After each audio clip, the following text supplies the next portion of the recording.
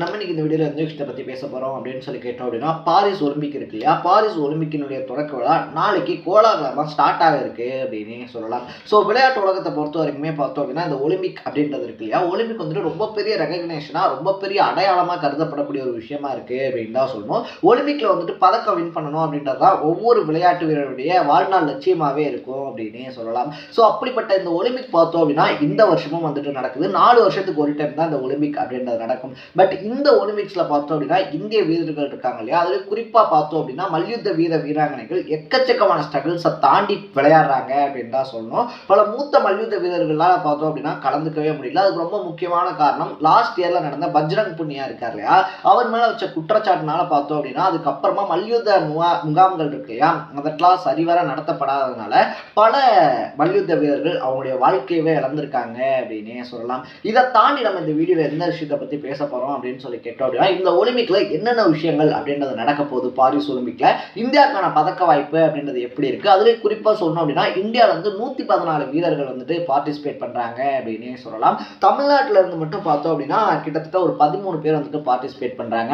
அவங்களுக்கு இருக்கக்கூடிய பதக்க வாய்ப்பு அப்படின்றது என்ன, அதை தாண்டி இந்தியா இந்த ஒலிம்பிக்ஸ் இருக்கு இல்லையா, அதுல என்ன பிளானோட களமிறங்குறாங்க அப்படின்ற மாதிரி எல்லா விஷயங்களையும் தான் பேச போறோம். அதுக்கு முன்னாடி நம்ம சேனலுக்கு நீங்க புதுசா வந்திருந்தீங்க அப்படின்னா இதே மாதிரி அப்பப்போ அப்டேட்டா போயிட்டு இருக்கக்கூடிய விஷயங்கள் இருக்கு இல்லையா, கரண்ட் அஃபேர்ஸாக இருந்தாலும் சரி, பாலிடிக்ஸாக இருந்தாலும் சரி, ஸ்போர்ட்ஸாக இருந்தாலும் சரி, இதே மாதிரி அப்பப்போ அப்டேட்டாக போயிட்டு இருக்கக்கூடிய விஷயங்களை நீங்கள் தொடர்ந்து தெரிஞ்சுக்கணும் அப்படின்னு ஆசைப்பட்டீங்கன்னா மறக்காம சேனலை சப்ஸ்கிரைப் பண்ணிக்கோங்க. ஃபர்ஸ்ட் ஆஃப் ஆல் பாரிஸ் ஒலிம்பிக்கை பொறுத்த வரைக்குமே பார்த்தோம் அப்படின்னா 1900 1924 இந்த 2 வருஷங்கள்லையுமே வந்துட்டு பாரிஸில் ஒலிம்பிக்ஸ் அப்படின்றது நடந்திருக்கு. இப்போ வந்துட்டு பாரிஸ் இருக்கு இல்லையா, பாரிஸில் ஒலிம்பிக் அப்படின்றது நடக்கிறதுனால லண்டனுக்கு அப்புறமா 3வது டைம் வந்துட்டு ஒலிம்பிக் போட்டிகளை நடத்துகிற நாடு அப்படின்ற பெருமை பாரிஸ்க்கு வருது அப்படின்னே சொல்லலாம். ஸோ இந்த பாரிஸ் ஒலிம்பிக்ல பார்த்தோம் அப்படின்னா கிட்டத்தட்ட எக்கச்சக்கமான நாடுகள் வந்து 10,500 வீரர்கள் வந்துட்டு கலந்துக்கிறாங்க. ஆல்மோஸ்ட் எல்லா ஸ்போர்ட்ஸையுமே சேர்த்து பார்த்தோம்னா 10,500 விளையாட்டு வீரர்கள் கலந்துக்கிறாங்க. 18 நாள் வந்துட்டு பார்த்தோம் அப்படின்னா இந்த விளையாட்டு போட்டிகள் இருக்கு இல்லையா, ஒலிம்பிக் அப்படின்றது வந்துட்டு நடக்குது. அதுலேயும் குறிப்பாக சொல்லணும் அப்படின்னா கிட்டத்தட்ட 329 போட்டிகள் வந்துட்டு நடக்க இருக்கு அப்படின்னே சொல்லலாம். ஜூலை இருக்கு இல்லையா, ஜூலை 26ஆம் தேதி தான் வந்துட்டு தொடக்க விழாவாக இருந்தாலும் கூட குரூப் ஸ்டேஜஸ் போட்டிஸ் வந்துட்டு பார்த்தோம்னா ரக்பி, ஃபுட்பால் இந்த மாதிரி குரூப் ஸ்டேஜஸ் போட்டிகள்லாம் முன்னாடியே ஸ்டார்ட் ஆகிருக்கும். பட் இதை தாண்டி நாளைக்கு தான் தொடக்க விழா அப்படின்றது நடக்க இருக்கு அப்படின்னே சொல்லலாம். ஸோ இந்த மாதிரியான எக்கச்சக்கமான ஸ்ட்ரகிள்ஸ்க்கு மத்தியில் பார்த்தோம் அப்படின்னா கோல்டு இருக்கு இல்லையா, பாரிஸ் ஒலிம்பிக்ல வந்துட்டு கோல்டு வின் பண்ணக்கூடிய ஒவ்வொரு தடகள வீரர்களுக்கும் வீரர்கள் யாரா இருந்தாலுமே யார் கோல்டு வின் பண்றாங்களோ அவங்களுக்கு 50,000 அமெரிக்க டாலர்கள், லைக் இந்திய மதிப்புல சொல்லணும் அப்படின்னா கிட்டத்தட்ட 42 லட்சம் ரூபாய் வந்துட்டு ஊக்கத்தொகையா வழங்கப்படும் அப்படின்னு சொல்லிட்டு உலக தடகள சம்மேளனம் இருப்பாங்க இல்லையா, அவங்க அனௌன்ஸ் பண்ணியிருக்காங்க அப்படின்னு சொல்லலாம். ஸோ இதனால விளையாட்டு வீரர்கள் மத்தியில பார்த்தோம் அப்படின்னா எக்கச்சக்கமான ஹாப்பினஸ் வந்திருக்கு. அந்த தங்க மெடல் நம்ம வின் பண்ணி ஆகணும் அப்படின்னு சொல்லிட்டு எய்மோட எல்லாரும் பிளே பண்ணவும் ஆரம்பிச்சிருக்காங்க அப்படின்னு சொல்லணும். இன்னொரு பக்கத்துல பார்த்தோம் அப்படின்னா ரஷ்யா விசஸ் உக்ரைன் போர் இருக்கு இல்லையா, அதுவும் இந்த பாரிஸ் ஒலிம்பிக்ல எதிரொலிச்சிருக்கு அப்படின்னே சொல்லலாம்.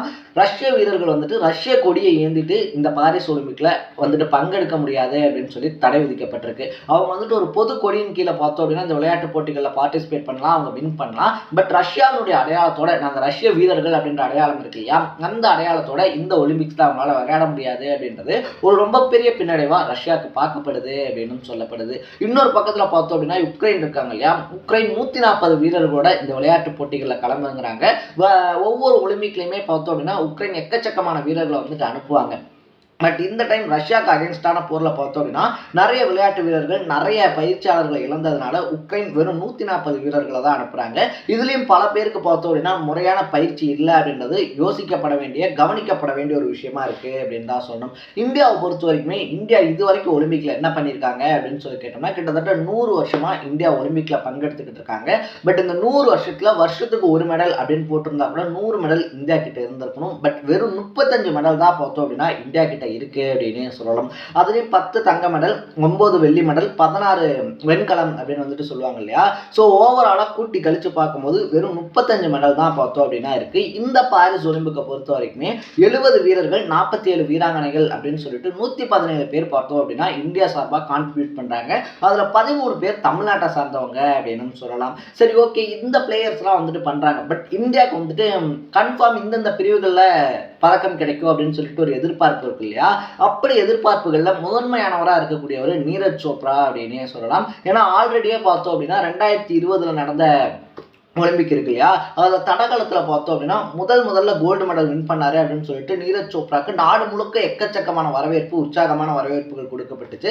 ஏன்னா ஈட்டி எறிதலில் ஒரு ரெக்கார்டோட பார்த்தோம் அப்படின்னா ஒலிம்பிக்ல இந்தியாவுக்காக முதல் தங்கப்பதக்கம் அப்படின்றத தடகளத்தில் வாங்கிட்டு வந்தாரு.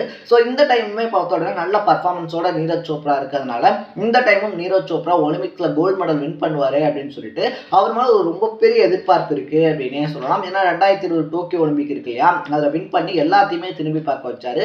இப்பயும் அதே மாதிரியான ஒரு பர்ஃபார்மன்ஸை அவர்கிட்ட இருந்து நாடா இருந்தாலும் சரி, நாட்டு மக்களா இருந்தாலும் சரி எதிர்பார்க்குறாங்க அப்படின்னு தான் சொன்னோம். இன்னொரு பக்கத்தில் பார்த்தோம் அப்படின்னா மீராபாய் ஷானு இருக்காங்க இல்லையா, அவங்க வந்துட்டு எடை தூக்குதல் பிரிவில் கிட்டத்தட்ட 49 கேஜி பிரிவில் பார்த்தோம் அப்படின்னா அவங்களும் வந்துட்டு களமிறங்குறாங்க.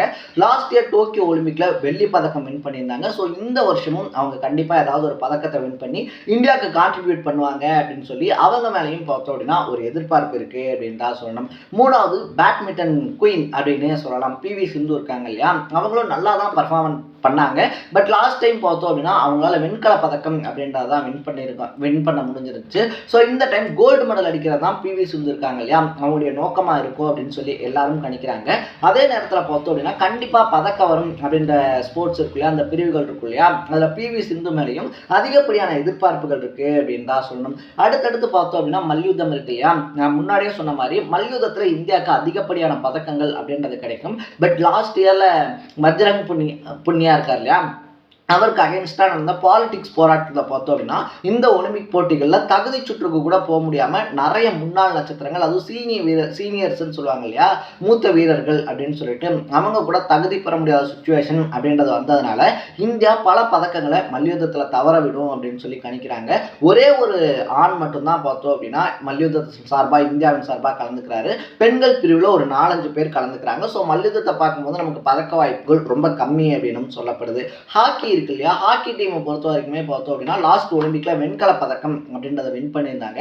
ஸோ இந்த டைம் டஃப் ஃபைட் கொடுத்து பார்த்தோம் அப்படின்னா கோல்டு மெடல் வின் பண்ணுறதுக்கு இந்தியன் ஹாக்கி டீம் கன்ஃபார்ம் வந்துட்டு நல்லா ட்ரைன் ஆயிருக்காங்க அப்படின்னு சொல்றாங்க. ஸோ கண்டிப்பாக அவங்க கோல்டு மெடலை வின் பண்ணுவாங்க அப்படின்னு சொல்லி அவங்க மேலேயும் ஒரு எதிர்பார்ப்பு வைக்கப்படுது. இதை தாண்டி பார்த்தோம் அப்படின்னா தமிழ்நாட்டில் யார் யார் மேலே நம்பிக்கை இருக்கு இல்லையா, ஒரு அதிகபட்சமான எதிர்பார்ப்பு அப்படின்றது இருக்குன்னு பார்க்கும்போது சரத் கமல், அவர் வந்துட்டு டேபிள் டென்னிஸ் பிளேயர் அப்படின்னே சொல்லலாம். நம்மள பலருமே சரத் கமல் அப்படின்ற பேரை கேள்விப்பட்டிருப்போம். அடிக்கடி நியூஸ் பேப்பர்லையாக இருந்தாலும் சரி, இல்லை விளையாட்டு சம்மந்தப்பட்ட செய்திகளையாக இருந்தாலும் சரி வரக்கூடிய ஒரு பெயர். ஸோ அவரும் பார்த்தோம் அப்படின்னா இந்த டைம் சிங்கிளாக இருந்தாலும் சரி, இல்லை குரூப் ஸ்டேஜஸ் இருக்கு இல்லையா, லைக் குரூப்பாக விளையாடக்கூடியது குழு அப்படின்னு சொல்லிட்டு அந்த மாதிரியான போட்டிகளையும் பங்கெடுத்திருக்கிறதுனால அவர் மேலேயும் ஒரு எதிர்பார்ப்பு அப்படின்றது எழுந்திருக்கு. இன்னொருத்தர் இளவேனில் வாளறிவாளன் அப்படின்னே சொல்லலாம். தமிழ்நாட்டை சேர்ந்த இளவேனில் வாளறிவாளன் பார்த்தோம் அப்படின்னா 2019 பிரேசிலில் நடந்த உலகக்கோப்பை துப்பாக்கி சுடுதலில் தங்கப்பதக்கம் அப்படின்றத வின் பண்ணியிருந்தாரு. ஸோ இந்த ஒலிம்பிக்ல அவர் களமிறங்கிறதுனால பார்த்தோம் அப்படின்னா கண்டிப்பாக அவர் மேலே எக்கச்சக்கமான எதிர்பார்ப்புகள் அப்படின்றது இறங்கியிருக்கு. ஸோ இந்த டைம் துப்பாக்கி சுடுதலில் பார்த்தோம் அப்படின்னா இவர் கோல்டு வின் பண்ணுறதுக்கு அதிகப்படியான வாய்ப்புகள் இருக்கு அப்படின்னு சொல்றாங்க. அதுக்கு அடுத்தபடியாக பார்த்தோம் அப்படின்னா நேத்ரா குமணன், விஷ்ணு சரவணன் அப்படின்னு சொல்லிட்டு இவங்க 2 பேருமே பார்த்தோம்னா பாய்மர படகு போட்டி இருக்கு இல்லையா, அந்த போட்டிக்கு செலக்ட் ஆயிருக்காங்க அப்படின்னே சொல்லலாம். ஸோ இவங்க மேலே எல்லாம் தான் பார்த்தோம் அப்படின்னா எக்கச்சக்கமான எதிர்பார்ப்புகள் அப்படின்றது இருக்கு. பட் இந்த எதிர்பார்ப்புகள் இல்லாதவங்க இருக்காங்க இல்லையா, அந்த 117 பேர்ல பார்த்தோம் அப்படின்னா நம்ம ஒரு 10 பேர் தான் எதிர்பார்ப்புகள் வச்சிருக்கோம். லாஸ்ட் டைம் நீரஜ் சோப்ரா மேல ரொம்ப பெரிய எதிர்பார்ப்புகள்லாம் இல்லை அப்படின்னு தான் சொல்லணும். பட் எல்லாருடைய எதிர்பார்ப்புகளையும் உடைச்சு எல்லாருடைய கணிப்புகளையும் தாண்டி பார்த்தோம் அப்படின்னா தடகளத்துல இந்தியாவுக்காக தங்கப்பதக்கம் அப்படின்றத வாங்கிட்டு வந்தாரு. ஸோ இந்த டைம் பார்த்தோம் அப்படின்னா நம்ம கன்ஃபார்ம் இவங்கெல்லாம் பதக்கம் வின் பண்ணுவாங்க அப்படின்னு வச்சிருக்கக்கூடிய கேட்டகரியில இருந்து தான் சொன்னோம். இவங்களை தாண்டியும் நிறைய பேர் நம்மளை சர்ப்ரைஸ் பண்றதுக்கான வாய்ப்புகள் எக்கச்சக்கமா இருக்கு அப்படின்னே சொல்லலாம். ஸோ என்னுடைய ஆசையெல்லாம் என்ன அப்படின்னு சொல்லி கேட்டோம் அப்படின்னா இந்தியாவும் மற்ற நாடுகள் மாதிரி பார்த்தோம் அப்படின்னா நாங்கள் பொருளாதாரத்தில் வளர்ந்துக்கிட்டு இருக்கோம், அதில் பண்ணுறோம் இதில் பண்ணுறோம் அப்படின்னு சொல்லி பேசுகிற மாதிரி விளையாட்டு போட்டிகள்லையும் நிறைய யங் டேலண்ட்ஸை கண்டுபிடிச்சு அவங்களுக்கு முறையான பயிற்சி அப்படின்றத கொடுத்து பார்த்தோம் அப்படின்னா இந்த மாதிரி உலக நாடுகள்லேருந்து எல்லாருமே வந்து கலந்துக்கக்கூடிய ஒலிம்பிக்ஸ் மாதிரியான போட்டிகள் இருக்கு இல்லையா, அதில் தனக்குன்னு சொல்லி ஒரு தனி அடையாளத்தை உருவாக்கணும் அப்படின்றது தான் அப்படின்னே சொல்லலாம். ஸோ நீங்கள் இந்த விஷயத்தை பற்றி என்ன நினைக்கிறீங்க? இந்த ஒலிம்பிக்ஸில் இவங்க கண்டிப்பாக சாதிப்பாங்க அப்படின்னு சொல்லி உங்கள் மனசில் நீங்கள் நினைக்கக்கூடிய பர்சன் யார் அப்படின்றத கமெண்ட் செக்ஷனில் போட்டு இதே மாதிரி அப்பப்போ அப்டேட்டாக போயிட்டு இருக்கக்கூடிய விஷயங்கள் இருக்கு இல்லையா, அது கரண்ட் அஃபேர்ஸாக இருந்தாலும் சரி, பாலிடிக்ஸாக இருந்தாலும் சரி, ஸ்போர்ட்ஸாக இருந்தாலும் சரி, இதே மாதிரி அப்பப்போ அப்டேட்டாக போயிட்டு இருக்கக்கூடிய விஷயங்களை நீங்கள் தொடர்ந்து தெரிஞ்சுக்கணும் அப்படின்னு ஆசைப்பட்டீங்கன்னா மறக்காம சேனலை சப்ஸ்கிரைப் பண்ணிக்கோங்க. நாளைக்கு இதே மாதிரி இன்னொரு இன்ட்ரெஸ்டிங்கான வீடியோட சந்திக்கலாம். Tata, bye by.